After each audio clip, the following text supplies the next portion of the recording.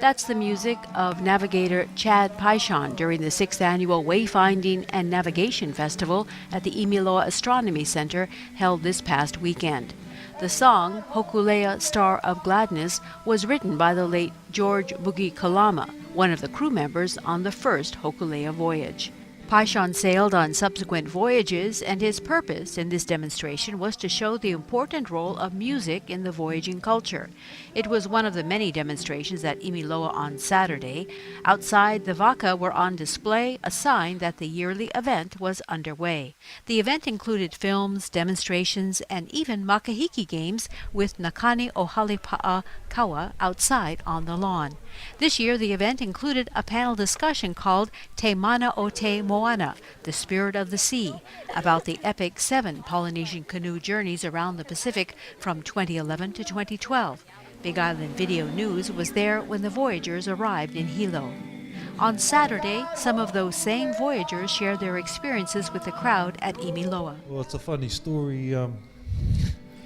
We got a call, Uncle Chad Paishon.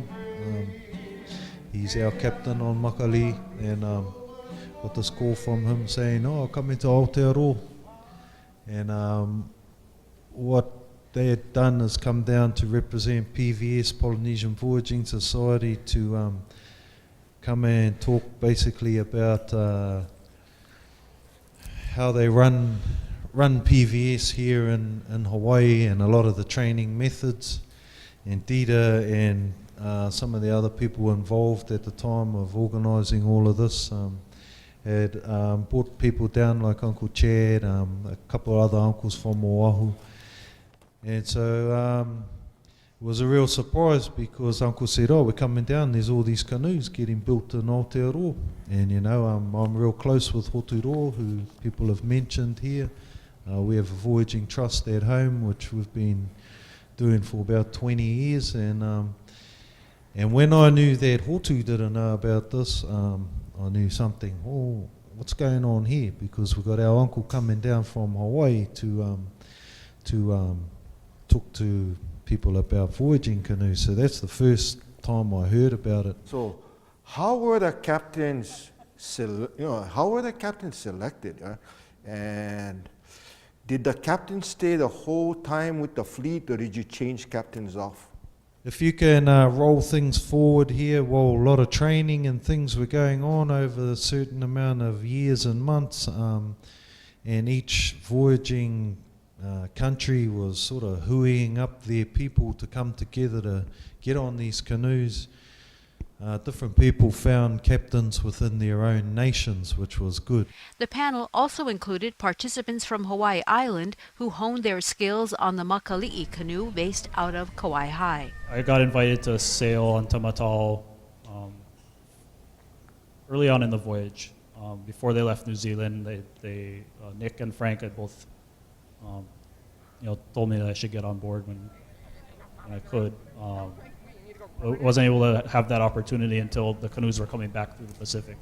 So I actually got on board Tamatau in Tahiti and sailed through with them to Fiji before I had to come home. They revealed the ups and downs of the Te Mana o Te Moana voyage. This was my first time, actually, when I went away for this sail. It was actually my first time sailing like way out in the deep blue, out in the open ocean, far out off the coast.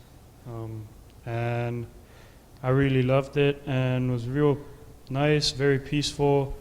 Then when you get to land, you have things that come up, and you just want to get back on the canoe and go sailing again. So that was one of the challenges for me. And the most memorable was all of the cultures that we encountered, that we shared cultures with all these different people that we've met. The people in Samoa, Cook Islands, Aotearoa, and it was cool to see how we're all connected. We're all one family, pretty much. whether it's the language or the way we do things. It was pretty cool to see that we're all just like brothers and sisters. Especially seeing like a different way of doing that, you know, because being in the Hawaiian voyaging ohana, I think we've kind of gotten like set in our ways, almost stuck in a rut even. Right. And seeing a voyage done from a fresh perspective, just a fresh take on it, was kind of an eye opener. It was really cool to see, you know, so many different kinds of people coming together from various schools of knowledge and pulling it all together rather than like everybody coming from Hokulea or everybody coming from Makali. Right, We're thank seeing you. all different kind of people, so that was really neat. Well, most of you are sitting here because you have a fascination with the canoe. And just like each of us that's sitting up here, the first time we laid eyes on a canoe, we fell in love. And each time the canoe came to a port, it would inspire some sort of connection within each person to something from their past, to a way of living that was greater than themselves, or that was more responsible, or an idea of hope, of adventure, of living your dreams, of doing something so difficult just because you need to live your culture. Or, you know, it inspired a lot of people to be who they are as Native Americans, as natives of wherever they're from.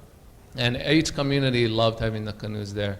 It was awesome to be able to invite all of the community that was present to come on board and to touch the canoe, to put their hands on it, to step aboard, to feel it, and to add their strength and mana to the canoe as they also received that energy from the canoe as well. And so each community loved having the canoes there, and we loved being there and being able to support them and help them to catch a glimpse of the life that we live on board.